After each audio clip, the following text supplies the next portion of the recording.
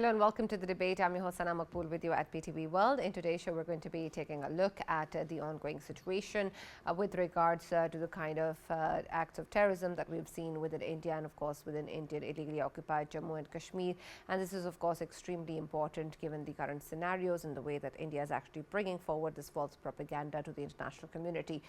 With the attack on innocent tourists in Kashmir, this was something that has happened earlier today with regards to the situation in which we have seen a result of 24 people losing their lives and being killed as a result of these activities. And we've seen gunfire and horrifying accounts of the survivors as they mourn their loved ones. And this is, of course, something that unfortunately is being spun around and putting forward in a way that is that India has been projecting in the past as well, and that has been put forward with regards to Pakistan's involvement. Of course, these false accusations are creating a climate which is tense, and we're going to be, of course, taking a look at what the possible situations are and in the ways that this is being discussed both within the region and, of course, internationally, and then also with the ways that it coincides with the US Vice President's visit, J.D. Vance, who's in India at the moment, and of course in the ways that this is being put forward whenever such an account actually takes place, which is again put forward by Indian state. And so we're going to be taking a look at what that means, particularly for what is developing within India, and then of course the kind of politics that are at hand and the way that it impacts Pakistan in the region and the possibilities of any conflict. That is going to be our focus in the debate today. For this and more, as always, in the studios, I've been joined by senior analyst Farrukh Pitafi and Raja Faisal, and we've also been joined online by political analyst Mr. Umer Karim. Thank you, Umer, for joining us and being a part of the discussion. I'll start with you. Given the current scenario in which we find ourselves in, and the fact that it coincides with a very important visit in India of the US Vice President, the fact that so many innocent people were killed, and the fact that this is being projected in a particular manner by India, what do you make of the entire situation at the moment? I think, as you suggested at the start, it's a very unfortunate incident, and innocent lives have been lost in it. And now, unfortunately, based on this incident, there will be a lot of politicking from the Indian side. And I also tried to, as you suggested, the American Vice President J.D. Vance is in India right now, and there is a history of all such events or developments, unfortunate developments happening while there is a senior Western dignitary within India. So it shouldn't be considered as a coincidence. We remember the incidents of the massacre of Sikhs in Jetty Singhpura when President Clinton was visiting in India. And I think that this incident, there can be some linkage now, or the way India will politically develop it. I kind of see some parallels between what Israel has done in Gaza, and the Israelis, they are living in kind of a state of exception with regards to their actions. And I think that there might be some sort of a similar attempt on the Indian side to respond or retaliate to this incident, and to also think within themselves that they also live or have attained such a state of exception where the world powers, the global community will just look the other way and will allow India to do whatever it wants or whatever it understands to be the correct modus operandi in this regard. And this is really very dangerous if we are if this is the trajectory which follows from now on. And Pakistan needs to be very alert, and also should immediately connect with its partners worldwide and within the region, so that it is clear from our side that we will not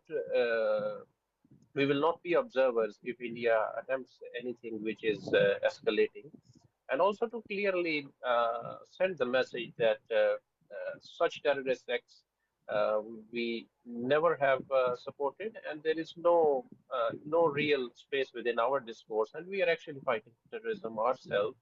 But I think that the way the whole discourse is building up on the Indian side, the way the environment is building up on the political environment is getting jarred on the Indian side, and the way we have seen how things developed in 2019 after the Pulwama incident.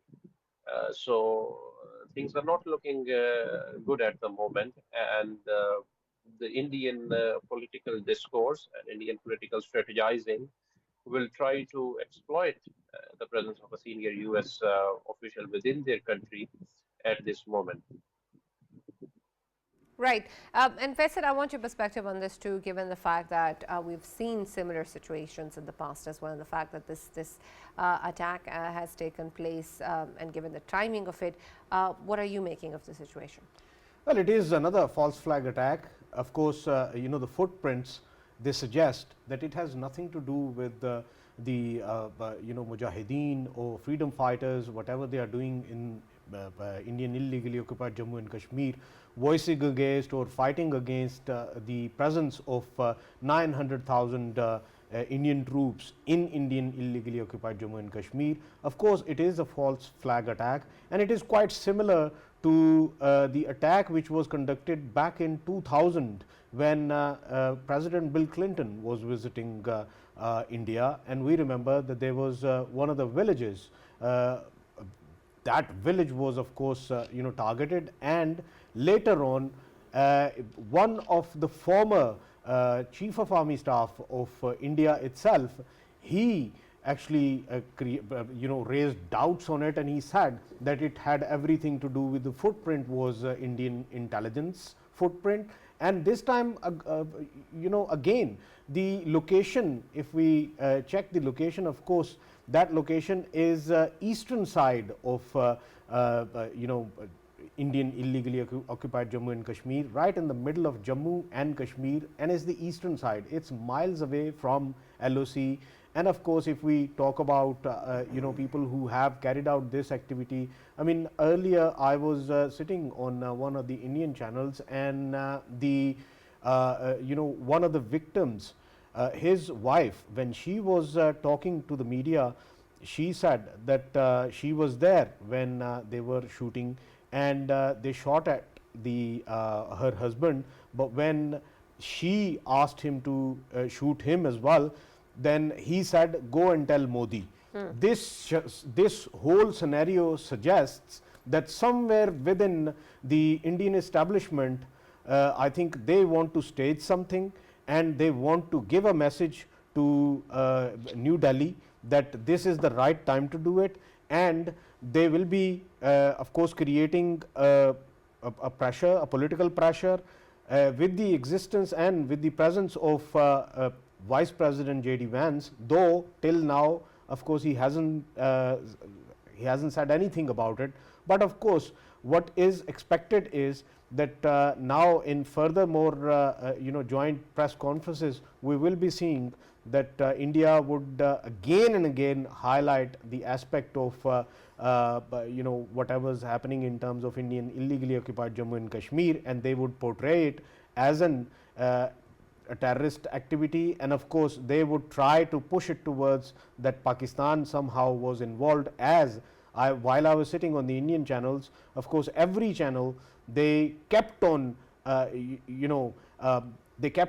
echoing a single slogan, and that was that the Pakistan is involved, Pakistan is involved. And I was shocked at the sentiment, and I was shocked at the kind of statements which were coming from very senior people who were sitting from the other side, and they were suggesting that this time we should never spare, and of course we should go and attack Pakistan, as if somehow Pakistan has anything to do with it. The whole world knows that there is a resistance movement going on within Indian illegally occupied Jammu and Kashmir, number one. And number two, if that resistance movement, their footprints, of course in past they have been seen that they have been attacking or ambushing the CRPF, they were ambushing the JK police, they were ambushing the Indian military. Of course, when you are running a resistance movement, it does take place. But when it comes to these kind of activities, of course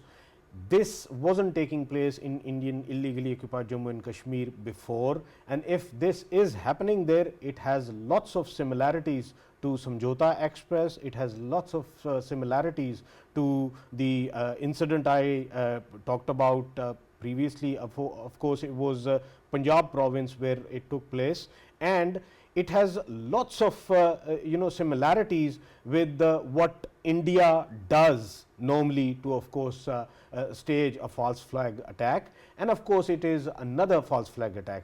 If one says, as it is being suggested on social media as well, that somehow, and Indian media is claiming as well, that Lashkar-e-Taiba has actually accepted the responsibility of it. Okay, fair enough. Lashkar-e-Taiba is an organization, a terrorist organization, which is declared terrorist organization in Pakistan, and whom, of course, we know the leadership of Lashkar-e-Taiba is inside jail, and the supreme leader of it, he has been, of course, handed over with 68 years of imprisonment, and this is how Pakistan is treating this organization. If for 1% chance, if Lashkar-e-Taiba is involved, then of course Lashkar-e-Taiba is a known terrorist organization. And when it comes to the footprints, I would as we know that JD Vance is in India right now, I'm pretty much sure that their intelligence, they will be looking into it as well. FBI, or if we talk about CIA, they will be looking into it. And to me, I think they need to deep dig this incident, because this is the modus operandi which has been ignited by India in the region, and they have been time and again utilizing this kind of stunts, Bollywood stunts, to of course create some sort of chaos in the region. And I would obviously simply say that this needs a probe, an international probe, and once it is probed, then whoever is of course involved in this heinous activity against all of these tourists, if they were tourists and they were being shot at in that place, and I think this need to be of course probed further.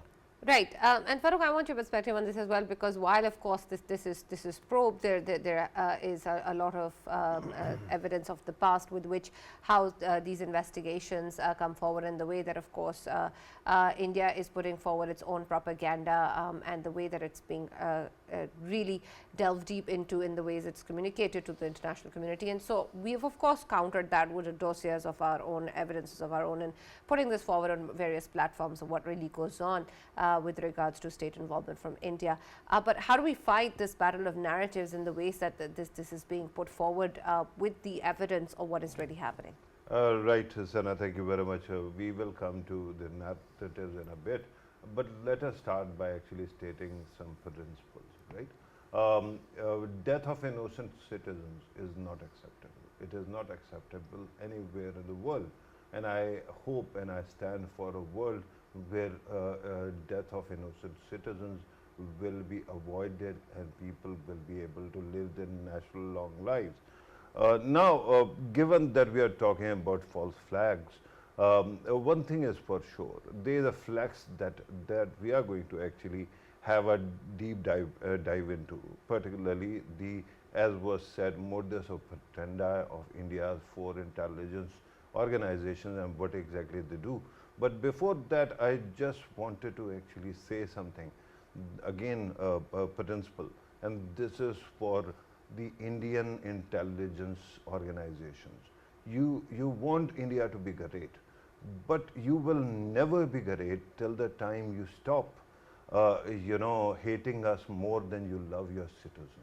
And the way you keep on actually creating these unfortunate events, that is a proof that you are not ready for the world stage. Now, given that we were going to talk about flags, let us go back to one curious year, 1971, when Pakistan was trying to control East Pakistan, and there was, between the two flanks of the country, there was this whole entire country in the middle, and it was called India.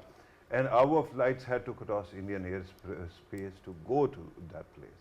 Just before that, only a few months before the East Pakistan crisis blew up, you know what happens? There is a fake hijacking incident called Ganga Tyara or Ganga flight, which is hijacked, and because of that, India bans our use of their airspace. After that, of course, we saw what India did with the East Pakistan, and they have been doing it repeatedly. Every time, every single time there is an important development, Indians do exactly the same thing.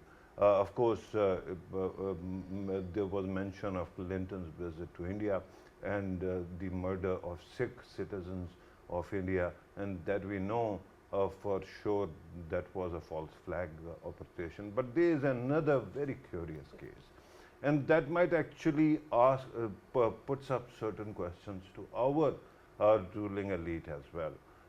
You know, there was a hijacking of India Airlines flight 814 back in 1999 when a plane was hijacked and it was taken to Kandahar airport.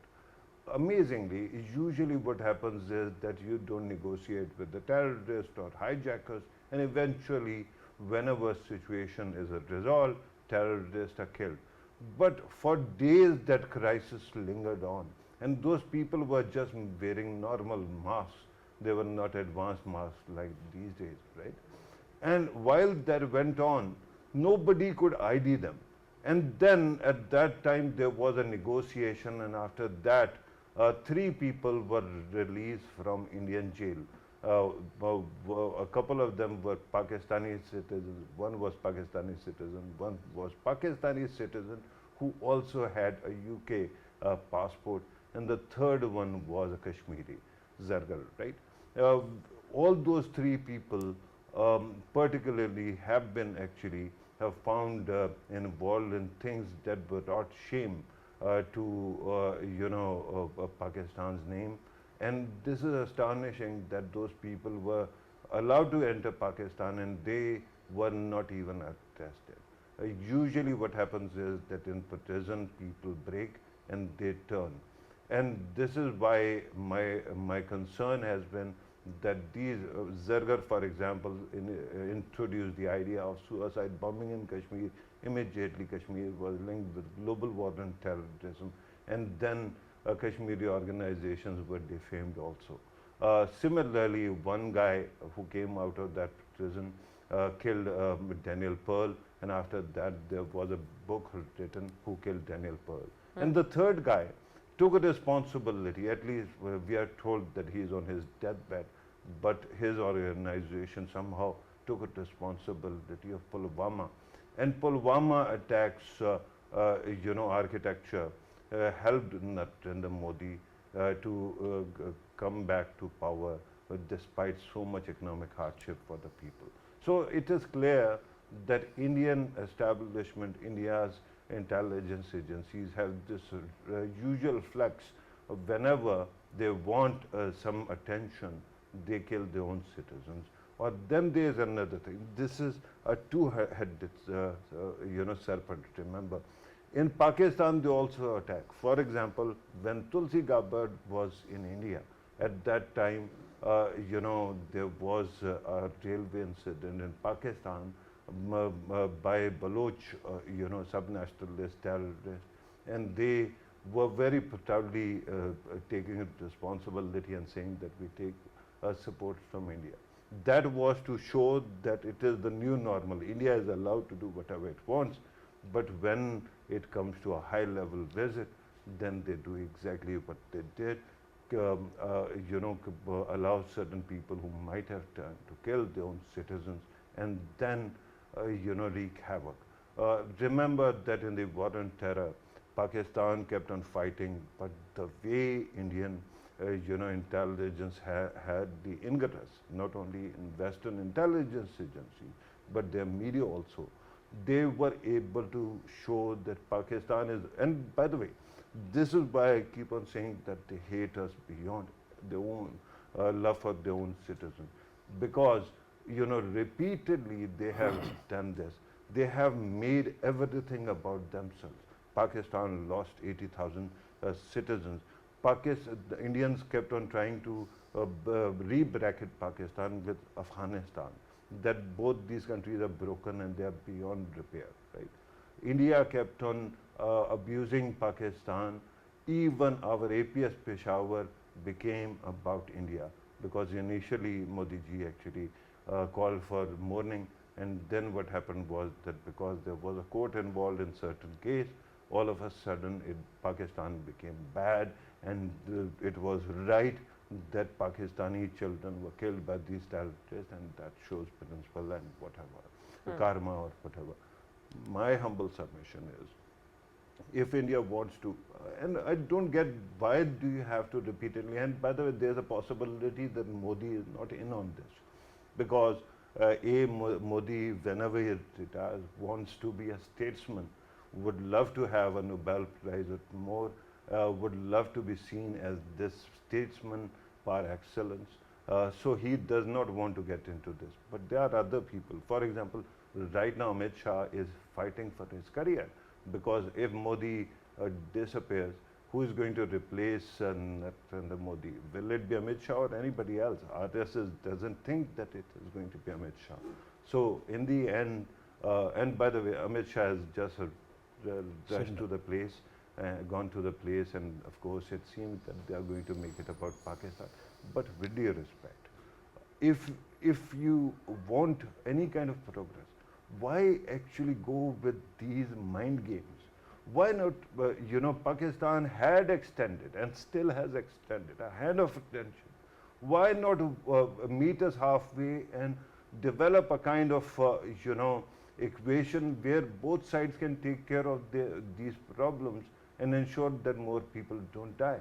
But unfortunately, they have their broken brain that they have to manipulate at every cost, no matter what the cost for their nation, no matter what cost for their own people, their economy, or their future. Sadly, if somebody has convinced themselves that they are going to be the villain of the story, you can't do much about it. And this is the sad part, because J.D. Vance's speech, if you have seen his speech there, was very aspirational. And these people are trying to actually really reach out to India for a better world, the possibility of a better world. But then we hear that Donald Trump actually talks to Modi about the possibility of building peace between India and Pakistan and these intelligence organizations who are killing people. And there might be some interest within our country also.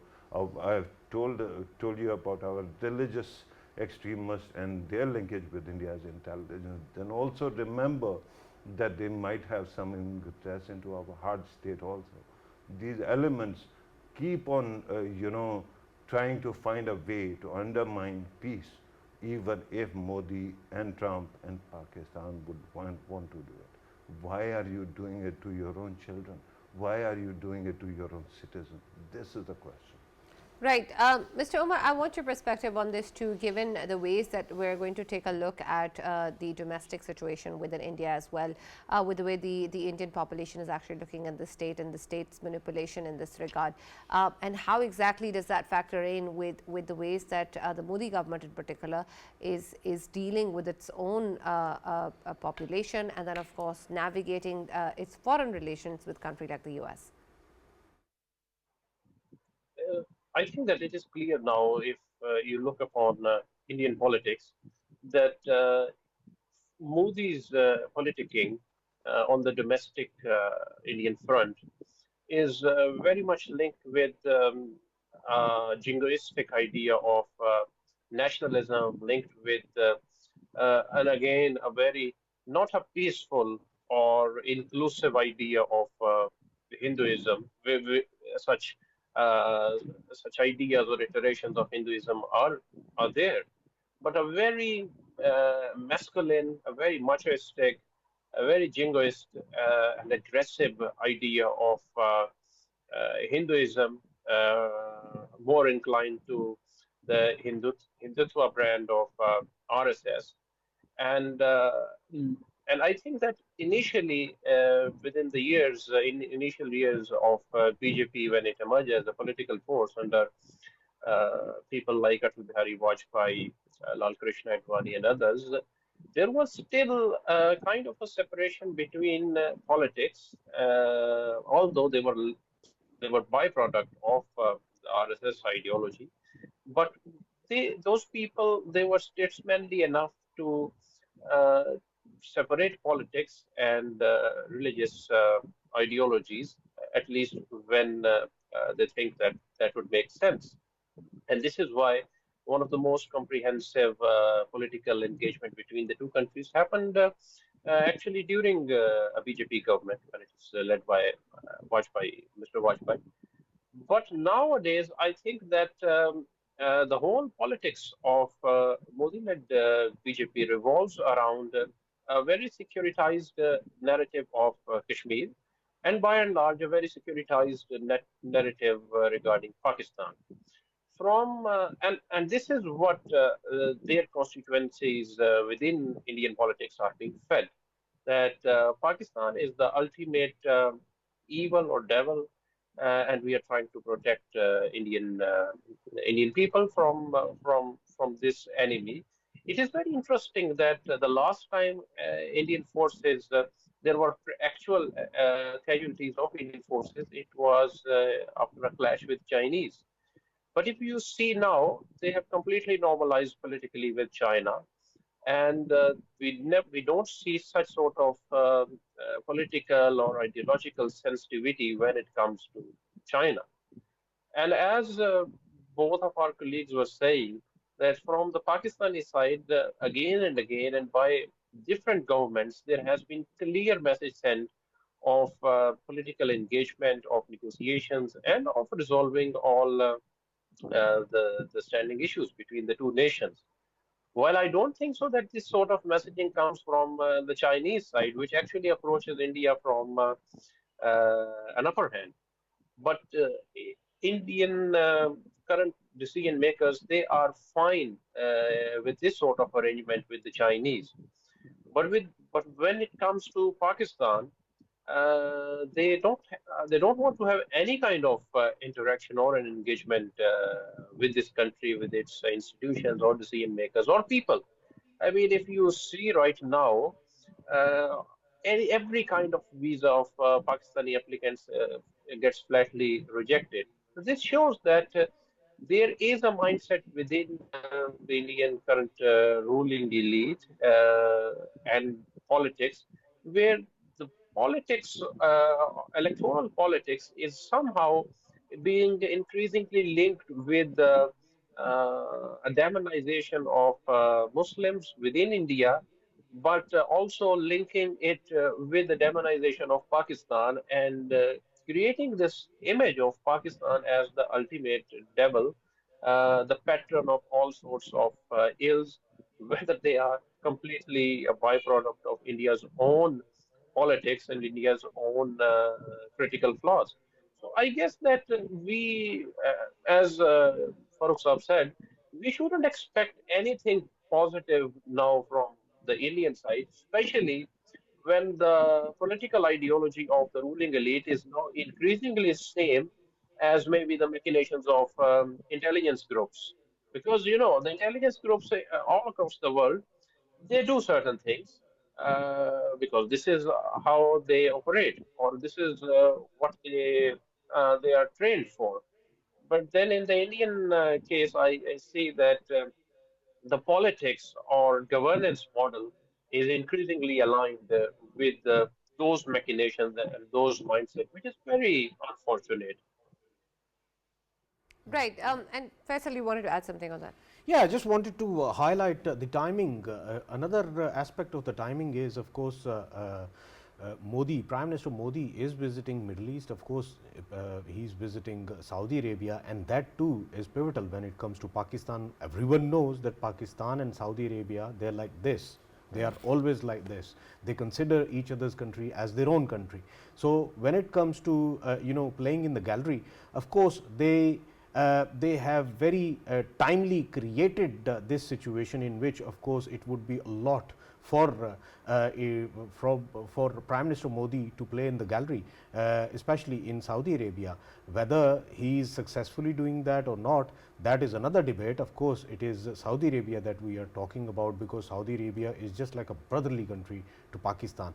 When it comes to JD Vance, he is in of course there as well, and I would agree with Farrukh when he has highlighted that maybe it is a leadership shift, a leadership change, in which of course they are preparing somebody for the future. And of course Amit Shah being in Srinagar, and he himself is appearing on the screen from Srinagar, and at this hour when Indian media is obviously igniting all the propaganda tools they ever had available to, they are showing Amit Shah more than Modi on their screens. Reason being, he's in Srinagar right now, so he himself is playing the gallery. So everyone is in a phase of like a shift or something. And now I can simply say that it is a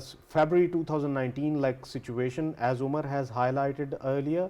And to me, I think in this phase, as we can see that Modi is away from the country at this hour, maybe there will be some kind of statements coming from the Amit Shah side or some other leaderships from within India, who would be trying to of course show their importance and show that they are in the race of becoming the next leader of BJP or the next support holder of RSS ideology. And right now it is evident that somebody who is very close to the intelligence and to the establishment, the Indian establishment, he is playing its game. And to some extent I would agree with Farrukh as well when he says that Modi might not be aware of this, as the sentence which I have uttered earlier, that a victim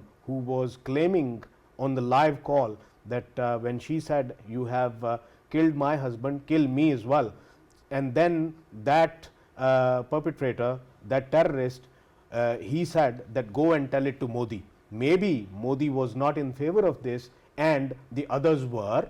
They wanted to stage it, and they have done so, and they are showing it to Modi that you are with us or without us, we are going to do it, and we are going to stage it when it is required to do, when it is of course required to show throughout the world that this is Pakistan doing to us. Whereas in actual situation or equation, of course Pakistan is fighting against terrorism, and the whole world knows about it. And at this hour, when we have been of course constantly getting positive signals from the Americans in terms of Pakistan fighting against the terrorism and American support being with Pakistan while Pakistan is fighting against terrorism, then this taking place while JD Vance is there in India. And there is another sentiment which JD Vance has been of course experiencing since he is in India, and that was that India was all showing as if India is the in-laws of JD Vance, and then JD Vance would of course do some kind of favors to India. In this whole scenario, I believe that they have created this havoc just to malign Pakistan and just to show the world that India is a victim, whereas India is not a victim of terrorism. India is involved in terrorism, and the world will never forget, and the world knows about India's involvement in Pakistan and the kind of terrorism Pakistan is fighting against. Of course the whole world knows, and we have given dossiers after dossiers that India has been facilitating, has been financing terrorism in Pakistan, and Kulbhushan Jadhav is a living example, which is of course still in Pakistan's hands. Right, and Farrukh, you can add to that as well, but also comment on the ways in which we're actually looking at other options or alternatives that may be rising within India in terms of political powers, or in the ways that we're looking at different parties or elements beyond the BJP or beyond Mr. Modi. Is there any hope in that element? No, not at all, Slara. Why? Because the reason why you have Narendra Modi and his party in such comfortable position at the center is because of the total bankruptcy of the opposition. They haven't been able to assert themselves. Of course, Rahul Gandhi, I personally like him, but I have seen repeatedly that he hasn't been able to speak to the Indian people, right? The entirety of Indian political parties are opportunist. So naturally, in the end, what happens? You get a hardened state, and you get this hard core kind of government that rises to the top.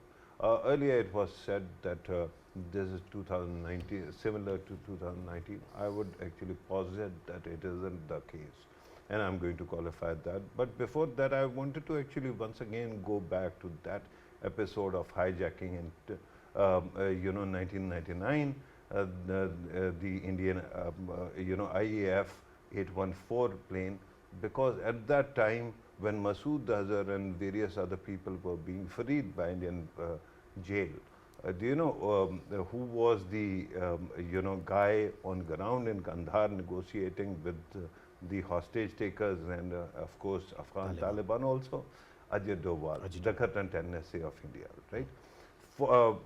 Fast forward to 2014 when he goes to Shastra University, and there he speaks. He says that all these fundos and all these jihadi militants are basically pay for play kind of people, right? You can always buy their allegiance by overspending Pakistan or anybody else.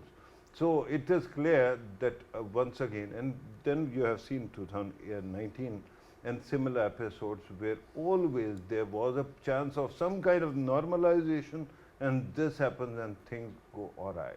Usha Vance and J.D. Vance were mentioned.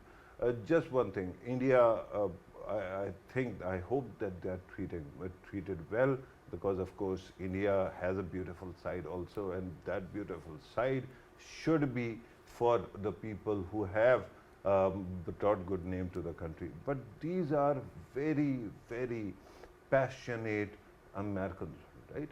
And they are you can call them bleeding heart Americans. So these people are very committed to America's cause, and all this propaganda that somehow something can happen and these people can be manipulated into doing something, that is not going to happen.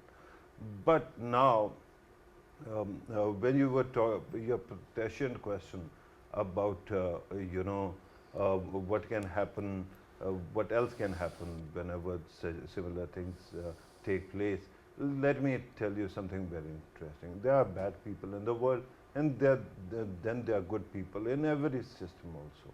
So if India is going to whip up some kind of mass hysteria, then I can tell you certain things that perhaps I would have actually never brought up.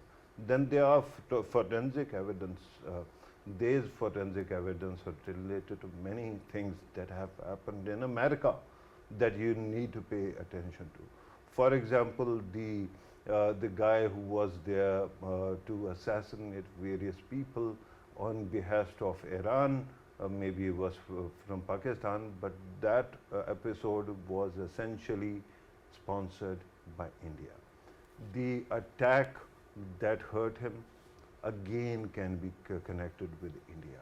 And that is why in their mind they tried to install people, or they wanted people who are in NSA and various other positions. They wanted people who can cover it up. Those people are again very committed Americans, so they are not going to. I'm very quickly going to conclude. This is one thing. Then recent Signal episode, forensic evidence is available proving India's hand.